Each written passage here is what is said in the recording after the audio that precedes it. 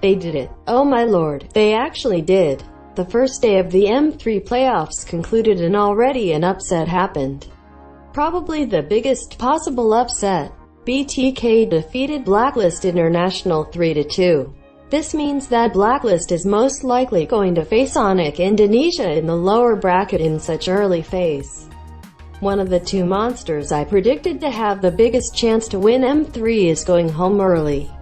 Big GG's to BTK. They proved all of their critics wrong.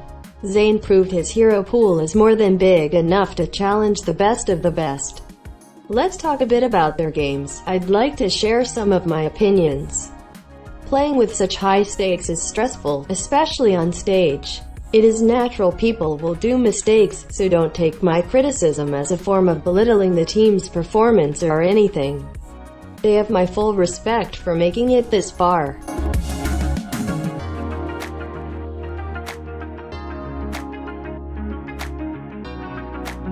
Let's start off with the BTK and the games they lost. There are a few issues I noticed.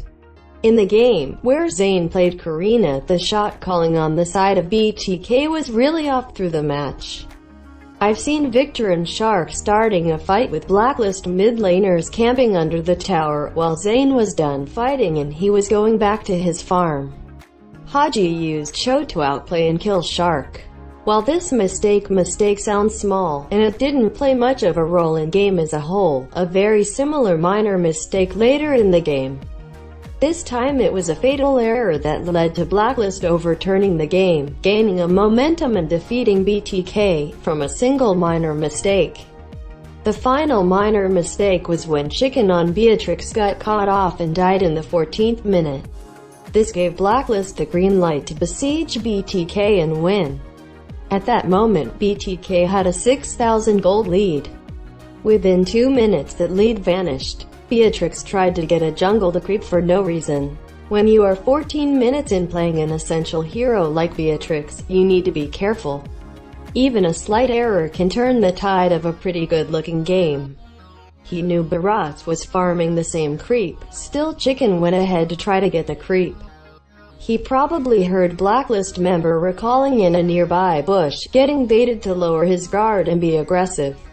I think if Chicken didn't die there, BTK would have won the game. Almond game had also shot calling problems. Almond wasn't the best pick there. I think Rafaela with her speed boost is essential for Almond to truly shine. So you can chase down your enemies with ease and spin on them. Blacklist picked Hylo's jungle, who turned out to be a rather good pick.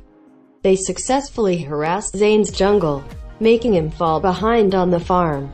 Now, back to shot calling. BTK engaged in many questionable team fights.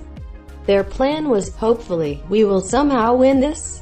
They didn't. Almond lacked damage. Blacklist members sometimes escaped with 1 HP. Zia ultimates were sometimes questionable. BTK kept wasting a lot of resources which slowly but steadily led to their demise.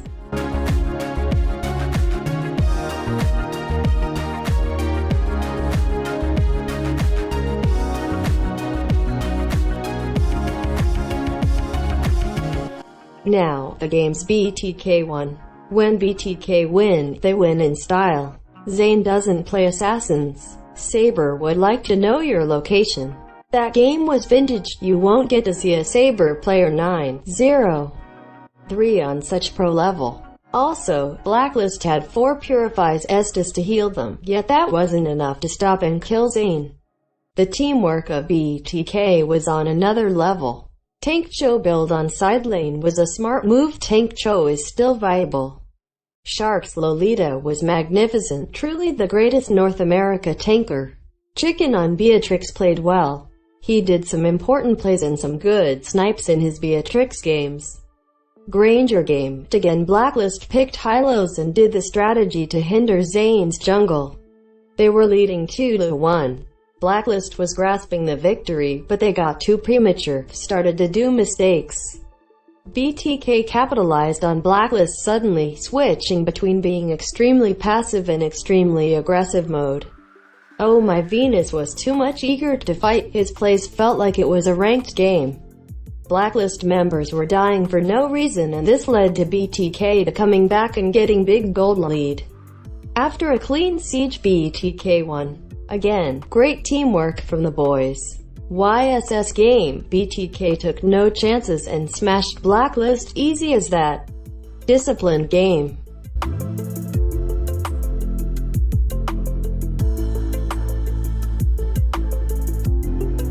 Now, Blacklist. Let's start with the positives.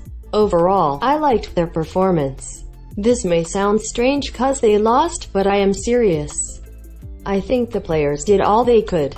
When I watched the Karina game, I got the MPL Philippines feel. Blacklist coming once again back and winning after their opponent made a slight mistake.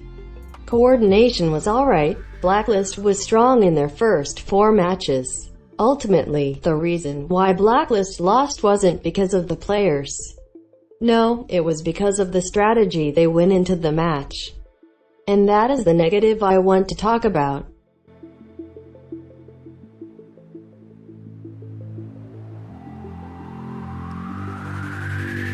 Strategy. Blacklist International is arguably one of the strongest Mobile Legends teams on Earth, if not strongest. Their ultimate bonding experience made them a Pinoy hegemon. When facing such a monster, it should be always you, who is trying to find a way through. To outsmart a monster, if you find a way, the monster will attempt to adapt to the situation. If you fail, you are gonna have to try something different. Blacklist is the monster, yet they went into their series with a mentality to outsmart the small challenger right off the bat instead. Their strategy was basically banning out Zane's heroes from the start, completely ignoring his BTK teammates at first. Foolish. They let other BTK members pick their comfort heroes, hoping Zane won't be able to do anything, rendering the entire BTK useless. If you put all of your eggs into one basket at this level, you are bound to get burned. Just because you find 50 videos saying Zane has a small hero pool, it doesn't mean you're gonna actually try to ban him out in an international tournament, disrespecting his team in the process. Blacklist shouldn't be doing radical reactionary bans right off the bat. They're the champions of MPLPH, favorites to win the entire thing. BTK were the clear outsiders. First, you have to play and ban as usual. If BTK beats you, then adapt, but until you concede a game against the outsider, you as the favorite need to be in your comfort zone. Bunchan overthinked this series and it backfired. Finally, it took him up until the Game 5 to change the first 3 bans with this decision. He allowed Zane a comfort jungle pick. Blacklist denied him for 4 games. The last game speaks for itself how it worked out.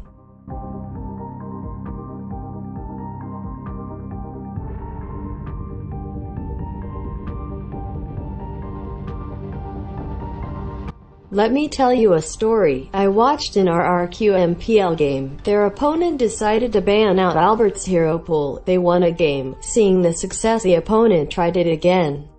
However, this time, they got utterly evaporated. Why? Because their bans allowed Albert's team to pick heroes they wanted. They already knew what the opponent's plan was and RRQ adapted.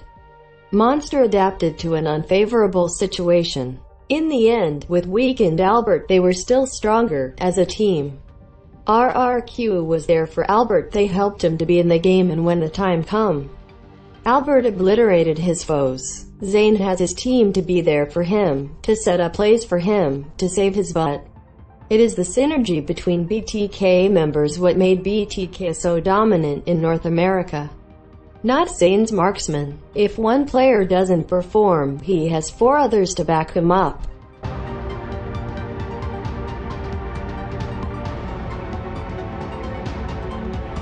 To sum it up, Blacklist went into the series with a bad mentality. First game bans looked like it was Blacklist who was an outsider. They did a homework on Zane, but not on BTK. This allowed Chicken and Victor to have easier time, and you don't want these 2 to snowball. You will regret it.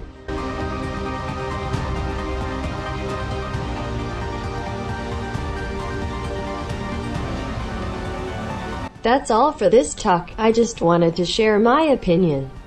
Feel free to write in the comments your opinion on why Blacklist lost. Thanks for watching, have a good day and see you later.